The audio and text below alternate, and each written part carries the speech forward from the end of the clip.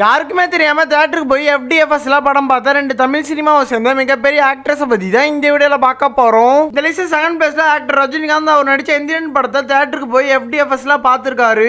பார்த்து முடிச்சுட்டு வெளியே வரும்போது அங்கிருந்த ஒருத்தர் தலைவானு கத்திருக்காரு. அப்ப ரஜினிகாந்த் நம்ம இங்க இருந்தா கூட்டமாயிருன்னு சொல்லிட்டு அவர் எடுத்துட்டு வந்த கரையை விட்டுட்டு வேக வேகமா ஓடி போய் அங்கிருந்த ஒரு ஆட்டோல உட்காந்து திரும்பி பார்த்திருக்காரு.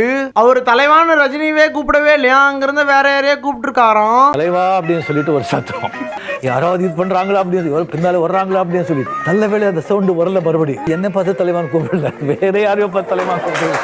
நம்பர் 1 கோட் படத்தோட ஷூட்டிங் ஹைதராபாத்ல போயிட்டு இருக்கப்ப பிரபாஸ் நடிச்ச சலார் படம் ரிலீஸ் ஆயிருக்கு. அப்ப தளபதி விஜய் படம் பார்க்க போலான்னு வைகோ மத்த எல்லாரையும் கூப்பிட்டு இருக்காரு. அப்ப வைபவ் சார் நீங்க ஜாலியா படம் பார்க்க போயிருவீங்க, எங்களாலெல்லாம் கூட்டத்துல மாட்ட முடியாதுன்ற மாதிரி சொல்லியிருக்காரு. ஆனாலும் தளபதி விஜய் விடாம உங்களை கூட்டிட்டு போய் ஃபர்ஸ்ட் ரோலயே உட்கார வச்சு படம் பார்க்க வச்சிருக்காரு. படத்துக்கு போகலாமா அப்படின்னாரு. அண்ணா எப்படின்னு நீங்க தேட்டருக்கு ஏன்பா நான் போகக்கூடாதா, வரியா இல்லையா அப்படின்னாரு. அண்ணன் நான் உங்களோட போயிட்டு அப்புறம் அந்த க்ரௌட்ல வந்து நசுக்கி போட்டுருவாங்க, ஏன்னா நான் வரல அப்படின்னு. அப்படிதான் நான் படம் பார்க்கணும்.